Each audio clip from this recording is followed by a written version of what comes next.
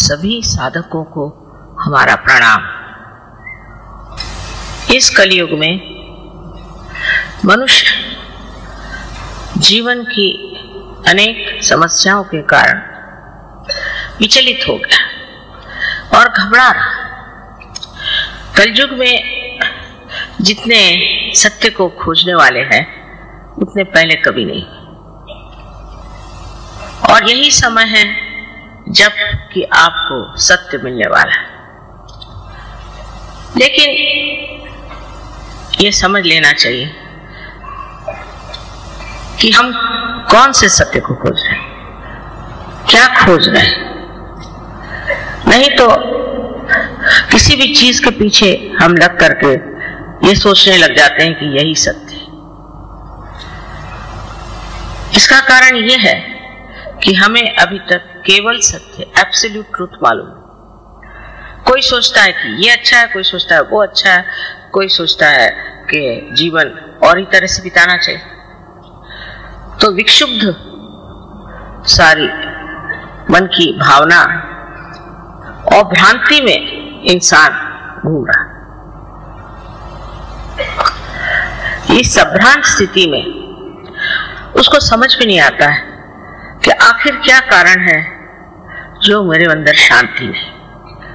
मैं शांति को किस तरह से अपने अंदर प्रस्थापित करूं। मैं ही अपने साथ लड़ रहा हूं, झगड़ रहा हूं, कुछ समझ भी नहीं आता। यही कलयुग की विशेषता है, और इसी कारण इस कलयुग में ही मनुष्य खोजेगा। पहले इस तरह की संभ्रांत स्थिति नहीं थी। मनुष्य अपने मानवता से ही प्रसन्न था।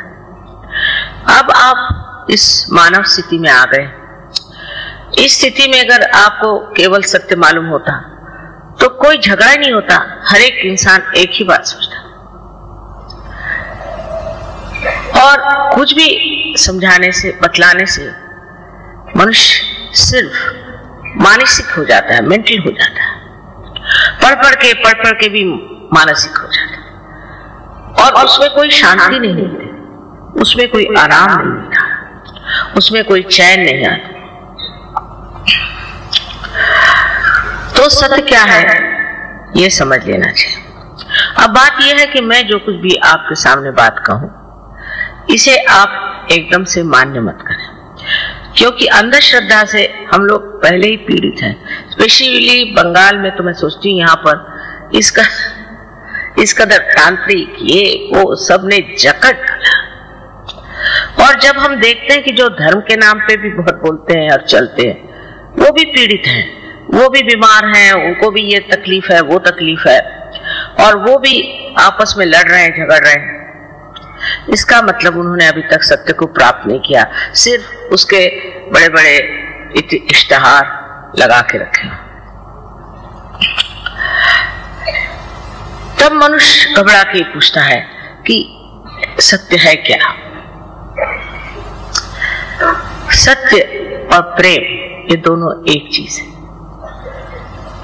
आश्चर्य की बात है, इसका मिलाप लोग समझ नहीं पाते।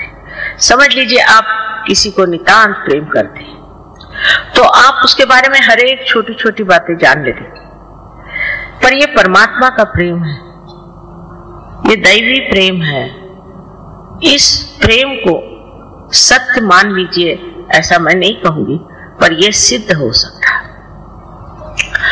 उसके लिए आपको इस मानव चेतना से, ह्यूमन अवेयरनेस से ऊपर उठना होगा। तभी आप समझ पाएंगे कि सत्य और प्रेम एक ही चीज है, और ये दोनों ही चीज, दोनों ही बातें, दोनों ही गुण ऐसे मनुष्य में होते हैं जिसने आत्म साक्षात्कार को प्राप्त कर लिया, और जिसने अभी तक आत्म साक्षात्कार को प्राप्त नहीं किया, और जो सिर्फ ऊपरी ऊपरी तरह से बातें करता है और काफी लेक्चर देगा या काफी कर्मकांड कराएगा, उससे आज तक किसी का फायदा हुआ नहीं और न होगा। इसके लिए जरूरी है कि हम समझ लें सत्य क्या है। हम ये शरीर, बुद्धि, मन, अहंकार आदि उपाधियां नहीं। हम शुद्ध आत्मा है, ये सत्य। क्योंकि हम कहते हैं ये हमारा शरीर, ये हमारा मन, ये हमारी बुद्धि, हमारी हमारी हमारी, मेरी मेरी मेरी, ये मैं है कौन, इसे जानना है। और ये मैं ही शुद्ध आत्मा है जो आपके हृदय में विराजता है, वही शुद्ध आत्मा।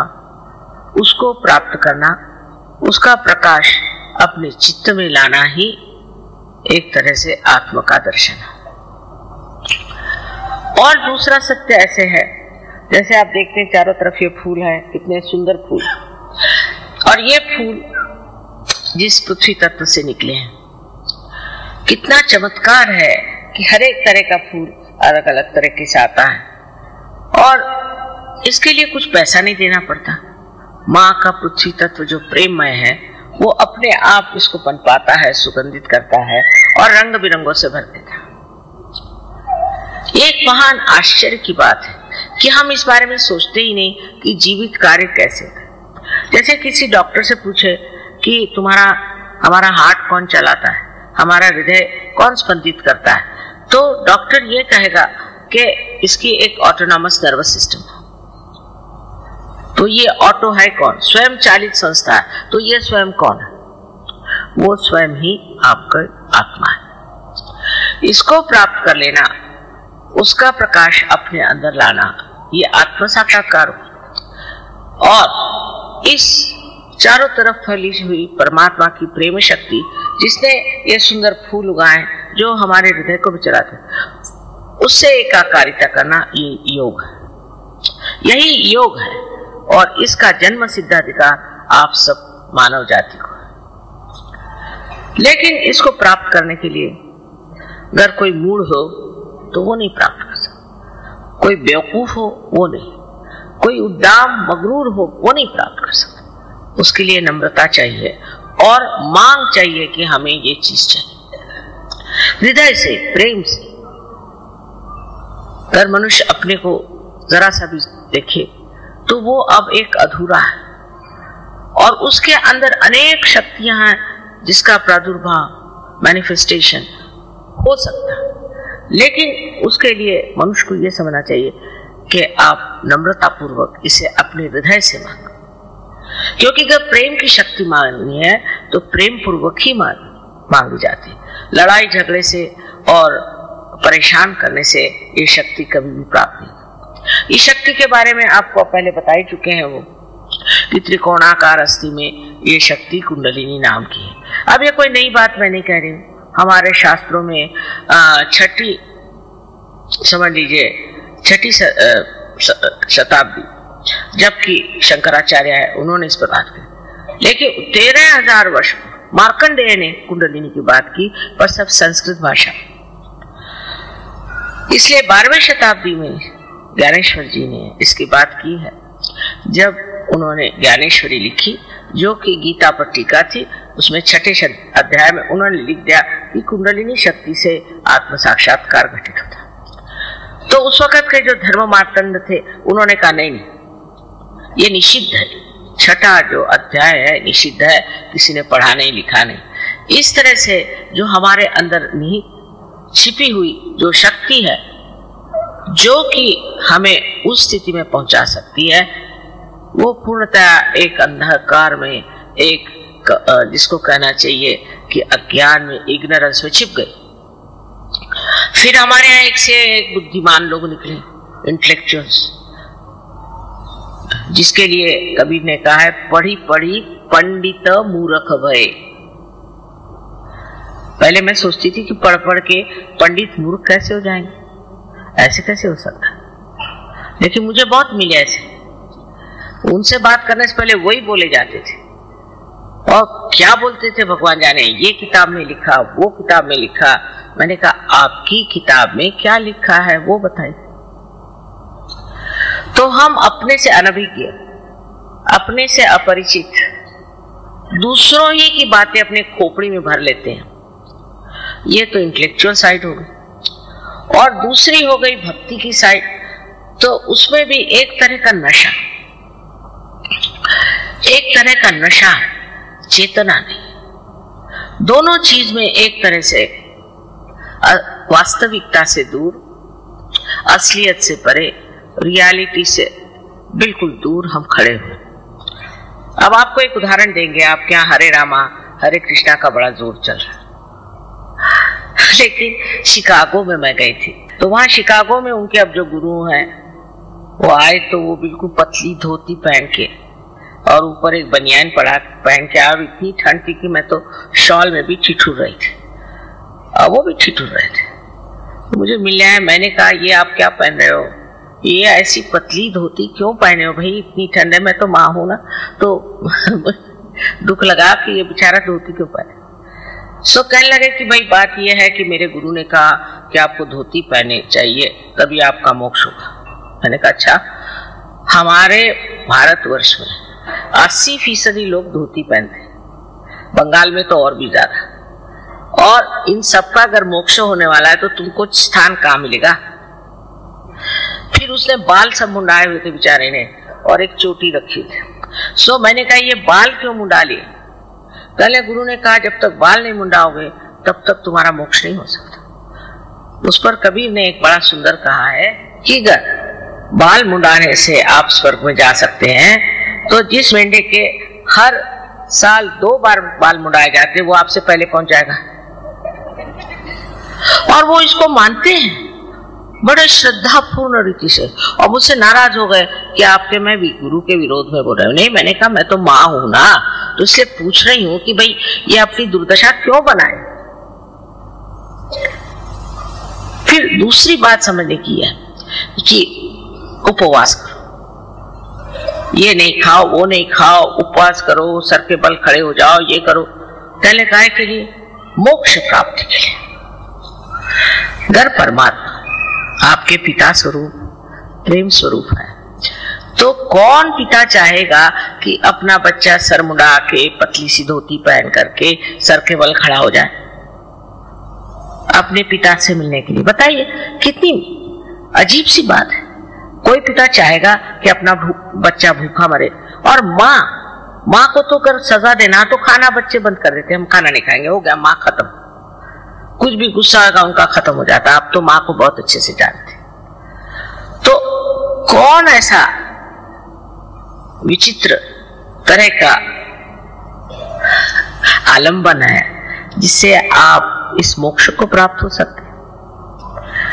आप जब मनुष्य हुए तो आपने कितना पैसा खर्च किया? आप कौन से तांत्रिक के पास गए थे कि गुरु के पास गए थे, कुछ किया था? आप मनुष्य तो हो ही गए ना। तो कोई ना कोई ऐसी अंदर शक्ति है जिसे मैं प्रेम की शक्ति कहती हूँ, जिसको कि रिडम्पशन की शक्ति कहते हैं, जिससे मनुष्य का उत्थान होगा, जिससे आज आप मनुष्य स्वरूप होगा। अब अगर ये आपके अंदर शक्ति है, समझ लीजिए, अगर है तो उसका उत्थान क्यों न किया जाए। अब इसके लिए आप पैसा वैसा नहीं दे सकते, इसके लिए आप मुझे नहीं खरीद सकते। कोई अपनी माँ को खरीदता है क्या? कम से कम अपने देश में तो कोई नहीं खरीदता, आप परदेश की बात छोड़। तो इसको पाने की चीज क्या है? ये भी आपकी अपनी व्यक्तिगत अपनी आपकी माँ है, हर एक। और आपके अंदर जो भी कुछ है, आपका भूतकाल, आपका भविष्यकाल, आपका सब कुछ इसमें टेप रिकॉर्ड के जैसे भरा हुआ। और वो जानते ये आपकी माँ व्यक्तिगत आपकी अपनी अपनी अलग अलग माँ है, वो आपके कुंडलिनी में स्थित है। और इसकी शक्ति को अगर जागृत करना है तो उसके लिए आप क्या पैसा दे सकते हैं? घर समझ लीजिए, इस पृथ्वी में आपको पृथ्वी माँ के उदर में एक अगर बीज आपको बोना है तो वो अपने आप सहज स्पॉन्टेनियसली पनप जाता है। उसके लिए क्या हो, आप सर के बल खड़े हो नहीं तो कुछ भी करो, उससे फायदा होगा? समझ की बात। जो जीवित कार्य है वो सारा जीवित कार्य सहज होता है। सहज का माने दूसरा और ये कि सह माने आप और ज माने आपके साथ पैदा हुआ, ये योग का अधिकार। इसे आपको प्राप्त कर लेना चाहिए। फिर उससे अनेक लाभ हैं। मुझे पता नहीं योगी जी ने आपसे क्या क्या लाभ बताया, लेकिन एक संसार में आप अगर किसी से प्यार करते हैं तो आप नहीं जानते कि सूक्ष्म में उससे कितने लाभ होते हैं। अगर आप प्यार करते हैं और वो भी आपसे प्यार करता है तो दोनों के आदान प्रदान में एक बड़ी सूक्ष्म सी संवेदना होती है जो बहुत सुखदायी और शांतिमय होती है। पर आजकल ऐसा प्यार तो देखने को नहीं मिलता, ऐसी तो कोई व्याख्या भी नहीं कर सकता, ऐसे कोई सेंटिमेंट्स ही नहीं होते। एक दूसरों को नीचे गिराने में, इसकी उसकी गर्दन काटने में ही हम लोग लगे। प्यार की तो बात छोड़ी, यहाँ तक कि जो बड़े भक्ति योग फलाना ठिकाना प्रीच करते हैं और बिठाकर लोगों से भक्ति कराते हैं, वो सब लोगों का ध्यान सिर्फ पैसा लेने पर। ये समझ लेना चाहिए, इस पृथ्वी माँ को आपने कितना पैसा दिया है जो ऐसे सुंदर सुंदर फूल आपको दे रही है। पहली तो चीज है कि आप प्यार को खरीद नहीं सकते, खरीदा हुआ प्यार नहीं होता।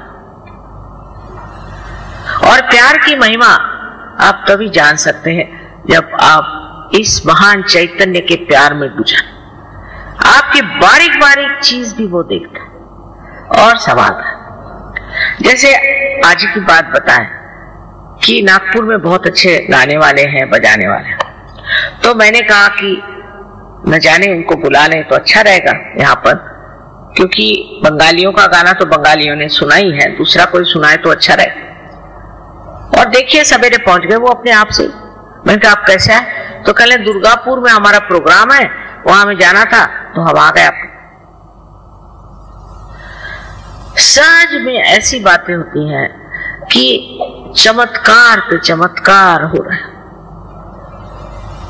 आपको मैं बताऊंगी तो आपको विश्वास है कि चमत्कार जिसको हम कहते हैं वो चमत्कार नहीं है, क्योंकि यह परमात्मा का प्यार है, उसमें क्या चमत्कार हो सकता?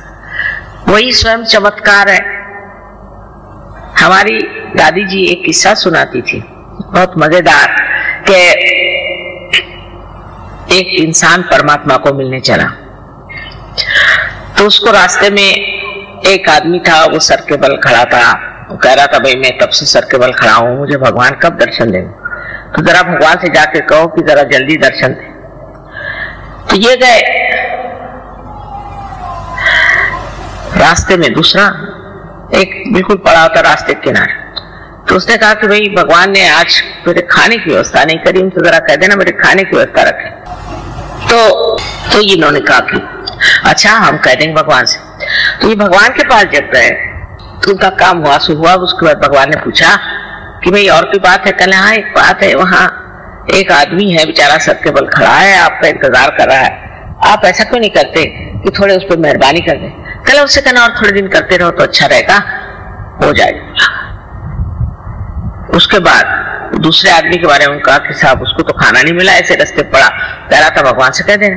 अरे उनका खाने में ये कैसे हो सकता, एकदम उसका इंतजाम करो। तो ये अचंभे में पड़ गया कि वो तो सर के बल पर खड़ा है तब से, उसकी कोई परवाह नहीं, और ये ऐसी रास्ते पर ऑर्डर दे रहा है और इसकी इतनी परवाह करे। अब ये प्रेम की बात है। तो उनसे परमात्मा ने कहा अच्छा तुम ऐसा करो, तुम नीचे जा रहे हो ना, तो दोनों से एक ही बात कर। क्या बात? कि मैं भगवान के यहाँ गया तो एक सुई के टोक में से उन्होंने सुई के छेद में से एक उसमें से ऊंट निकाल दिया, बस इतनी बात करना था। तो ये आए नीचे, तो पहले इनको वो मिला जो कि सर के बल खड़ा था, फिर जरा उनका भाई तुम ठीक आ जाओ, कहा कि अच्छा हम आएंगे कभी। भगवान ने कहा तो और क्या देखा तुमने? भगवान, अरे मैंने बड़ा आश्चर्य देखा कि उन्होंने सुई के छेद में से एक ऊंट निकाल दिया। अरे कहने क्या झूठ बोल रहे हो, भगवान के यहाँ क्या हुआ है, तुम तो मुझसे झूठ बता रहे। अच्छा कहने फिर वो दूसरा आदमी था उसके पास, अरे हाँ खाने का तो इंतजाम हो ही जाता, मैंने सोचा ऐसे ही बता दे। तो और क्या देखा तुमने? तुम बताया कि एक आश्चर्य की बात कि एक सुई के छेद में से उन परमात्मा ने एक ऊंट को निकाला। अब इसमें जो सूक्ष्म बात है समझिए, तो वो कहता है इसमें आश्चर्य कौन सा, अरे वो परमात्मा, वो ऊंट तो क्या दुनिया ही निकाल दे, न जाने विश्व के विश्व निकाल दे, वो परमात्मा है, तुम क्या समझते हो अपने को। ये एक नितांत विश्वास, क्योंकि आत्म साक्षात्कारी आदमी को उसका जो विश्वास होता है वो अंधा विश्वास नहीं होता, वो साक्षात में विश्वास। साक्षात कोई भी चीज अंधे से मान लेना ये मनुष्य के लिए शोभा नहीं है। आप पहले इसका साक्षात करिए, पहले आप सत्य को जान लीजिए, और सत्य को जानने के बाद आप जानिएगा कि आप कितने महान और गौरवशाली हैं। अभी तो आप अपने बारे में कुछ जानते ही नहीं।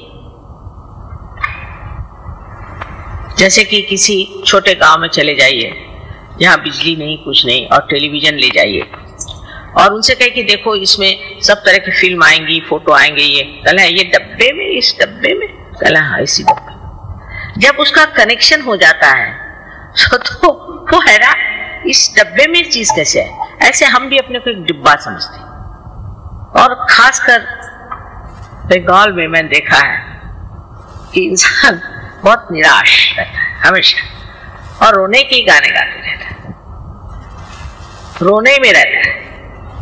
अब दिन बदल गए, ये समझना चाहिए कि नया समय आ गया। ये बड़ा एक विशेष समय, इसको मैं ब्लॉसम टाइम कहती हूँ, बसंत बहार कहती हूँ। लेकिन बहुत से लोग इतने निराश हो गए, इतने निराशा में फंसे हुए हैं कि वो समझ ही नहीं सकते कि इस निराशा के बाद एक बड़ी भारी सुबह होने जा रही जो सारे दुनिया में छा जाएगी, और वो आज का समय। पर वर्तमान को हम नहीं जानते, और वर्तमान असलियत है। तो विचार उठे नीचे गए, फिर विचार उठे नीचे गए, उसके बीच में एक जगह है जिसे विलंब कहते हैं, पॉज।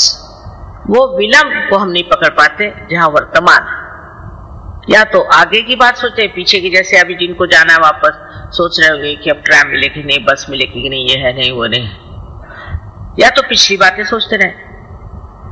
और मैं अगर कहूं कि अभी वर्तमान में आप खड़े हो जाइए तो नहीं हो सकता, क्योंकि एक विचार उठा खत्म, दूसरा विचार उठा खत्म, और हम उसके ऊपर में नाचते रहते हैं। लेकिन जब कुंडलिनी जागृत होती है तो विचार लंबाकृत हो जाते हैं, ऐसे रिलैक्स हो जाते हैं, लंबाकृत, और उसके बीच में जो जगह बन जाती है और वर्तमान में आप खड़े हो जाते हैं। और जब आपका चित्त वर्तमान में होता है तो आप कुछ नहीं सोचते, निर्विचार, और निर्विचार में आनंद झरने लग जाता है। अब जैसे यहाँ एक बड़ा सुंदर कारपेट है, एक उदाहरण के लिए, तो मैं कहूंगी भाई कितना सुंदर है, अब मैं करिए, मेरा है तो मेरे लिए सर दर्द हो जाएगा कि खराब ना हो जाए, ये नहीं वो नहीं, इंश्योर करो, सब जो होते हैं प्रॉब्लम्स कोई चीज पाने की, और मेरा नहीं दूसरे का है, तो मैं ये सोचूंगी कितने का मिला, कहाँ मिला, कब पाएंगे ये। लेकिन अगर हम निर्विचार इसे देखें तो इसको बनाने में जिस कलाकार ने अपना आनंद बूट दिया है, वही आनंद सर से लेकर नीचे तक ठंडा ठंडा बहना शुरू हो जाए, और उस आनंद में आप स्नात हो जाए। जब आप निर्विचार हो जाते हैं तब आप अपने शांति में खड़े हो जाते हैं। शांति, ये कहने की बातें हैं कि शांति के बड़े बड़े इन लोगों ने ऑर्गेनाइजेशंस बनाए, शांति में अवार्ड्स दिए, ये वो। मैंने तो बहुत से लोगों को देखा है जिनको बड़े शांति अवार्ड मिले, इतने गर्म होते हैं, इतनी गर्म तबीयत कि उनसे अगर मिलना हो तो एक लकड़ी जाके लेके जाइए सामने, और नहीं तो लेके 2-4 झापड़ी मार दे जाए, कोई आप उनसे बात ही नहीं करते, इतने गुस्से ले लो, उनमें कोई प्रेम की झलक भी नहीं, वो क्या है शांति दे। और उनको इंटरनेशनल अवार्ड्स मिले, पता नहीं किस तरफ से देख के दिए उनको इंटरनेशनल। इस प्रकार हम लोग बिल्कुल भुलावे में रहते हैं, क्योंकि हमारे अंदर की जब शांति प्रस्तापित होती है तब हम समझते हैं कि शांति का चित्त क्या है। जैसे कि आप पानी में खड़े हैं तो आप परेशान हैं उसकी लहरों से, क्योंकि लहरें आकर के आपको डरा रही कि कहीं डूब न जाए। पर अगर आप किसी नाव में चले जाए तो आप लहरें देखते हैं, मजा आ रहा है, आपको घबराहट नहीं। पर अगर आप तैरना जानते हैं तो आप कूदते हैं नीचे में, और जो डूब रहे हैं उनको बचा सकते हैं। इसी प्रकार सहयोग में आपकी प्रगति की, पहले आप निर्विचार समाधि में उतरते हैं, फिर आप निर्विकल्प समाधि में। कभी कभी ये किसी को दोनों एक साथ मिल जाते, ये बड़ी आश्चर्य की बात है। दोनों चीज एक साथ घटित होती है और इसमें इंसान जो है उस शांति को भी प्राप्त करता है और उन शक्तियों को भी प्राप्त करता है जो उसके अंदर नहीं है। पर उसका कोई वो ये नहीं कि उसके लिए बाल मुंडा ले या उसके लिए भगवा वस्त्र पहने, कुछ ये सारे भाव अंदर। आपको तो राजा जनक की कहानी मालूम है, मुझे नहीं बताना चाहिए, पर जैसे अब मैं गृहस्थ हूँ, मेरे पति ऐसे ऐसे हैं, चलो उन्होंने कहा तो कपड़े पहन लिए अच्छे, कहा तो जेवर पहन लिए। जब किसी चीज को पकड़ा ही नहीं तो छोड़ेंगे? अगर आपने पकड़ के रखा है तो आप छोड़ सकते हो, पर पकड़ा ही नहीं तो छोड़ो क्या? इस तरह की स्थिति जो है संन्यास अंदर से होती है, बाह्य से दिखाने की स्थिति नहीं होती। बाहर से तो कपड़े सन्यासी के पहले, अंदर धंधे चोरों के, इसका फायदा क्या? तो ये जो ढोंग है ये सब खत्म हो जाता है, क्योंकि मानव अपनी इज्जत करने लगता है, अपना मान उसको होता है, उसके अंदर एक तरह की चमक आ जाती है कि मैं क्यों, मुझको क्या करता। और ये आत्म साक्षात्कारी लोग ही दुनिया में बड़ा बड़ा नाम करते, जैसे अपने तिलक साहब, तिलक आत्म साक्षात्कारी थे, इसमें कोई शक नहीं। अब्राहम लिंकन थे, वो आत्म साक्षात्कारी थे। शास्त्री जी थे, वो आत्म साक्षात्कारी। हमें तो हम कहते हैं कि जो लोग आत्म साक्षात्कारी नहीं, वो कभी भी सत्य पे टिक ही नहीं सकते। आप कोई भी ऑर्गेनाइजेशन ले लीजिए, बस झगड़े शुरू आपस में। क्यों? क्योंकि असत्य पे खड़े हो, इसीलिए सब डामाडोल हो रहा है। तो पहले आपको प्राप्त करना चाहिए कि अपनी अंदर की शांति। इस शांति को प्रस्थापित किए बगैर आप कोई भी विश्व में शांति नहीं कर सकते। अब ये कहना कि जिसको जाना है अभी चले जाए, जिस वक्त में हम जागृति का कार्य करेंगे तब उठ के जाने की कोई जरूरत है। दोनों हाथ हमारे तरफ। अब पहले तो आपको चाहिए कि अब आप अपने को बिल्कुल तरह से क्षमा कर दें। इस वक्त अपनी गलतियां और पाप पुण्य जोड़ने की जरूरत है। और अब आंख बंद कर ले, चश्मा निकाल लें। इनके पैर में जूते होंगे तो जूते निकाल दें, जो बैठे हैं ऊपर में लोग।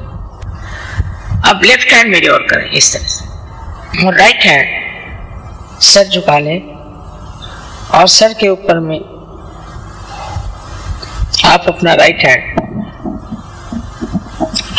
यहां पर जो तालू है इसे ब्रह्मरंध्र भी कहते हैं, कि जो ब्रह्म में एकाकारिता करता है, ऐसा छेद ब्रह्मरंध्र।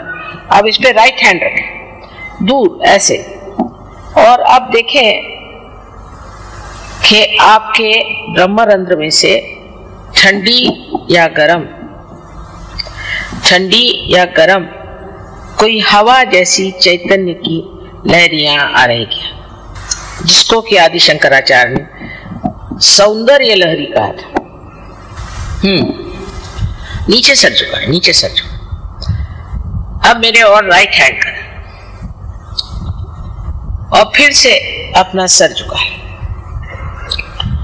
और लेफ्ट हैंड से अब देखें, सर पे हाथ नहीं रखें, सर से दूर, सब झुका, लेकिन शंका नहीं करने की, आप ही के सर से ठंडक आ रही, शंका नहीं करनी, सब झुकाए। अब अगर गर्म आ रहा है, इसका मतलब यह है कि आपने अपने को या दूसरों को क्षमा नहीं की, तो वो अभी आप क्षमा करें। और इस वक्त ये मांगना है कि हमें माँ आत्म साक्षात्कार दीजिए। आप मांगिए मन में कि माँ हमें कृपया आत्म साक्षात्कार दीजिए। मैं जबरदस्ती नहीं कर सकती, मैं आपकी जो स्वतंत्रता है उसको नहीं छू सकती, क्योंकि अगर स्व का तंत्र बताना है तो उसके लिए जरूरी है कि आपकी इच्छा से सब होगा। तो अब फिर से राइट हैंड से आप देखिए और कहिए कि माँ मुझे मेरा आत्म साक्षात्कार दीजिए, राइट हैंड से। अब दोनों हाथ आकाश की ओर करें और सर ऊपर की तरफ, और यहां एक प्रश्न पूछे अपने मन में विश्वास के साथ, मां क्या ये परम चैतन्य की लहरें हैं? प्रश्न करें 3 बार। अंदर अपने हृदय में पूछे, मां क्या ये परम चैतन्य की लहरें हैं? सर पीछे कर, आत्मविश्वास के साथ पूछे, शंका नहीं करनी। हाँ, अब हाथ नीचे करें, अब दोनों हाथ मेरी ओर करें, इस तरह से चश्मा पहन लें और मेरी ओर देखें और विचार नहीं करें, विचार नहीं करें, आपके विचार ठहर गए, निर्विचार, यही निर्विचार समाधि। अब जिन लोगों के हाथ में या उंगलियों में या ब्रह्मरंध्र से ठंडी या गर्म हवा आई हो, वो दोनों हाथ ऊपर करें। वाह वाह, जरा देखिए आप लोग,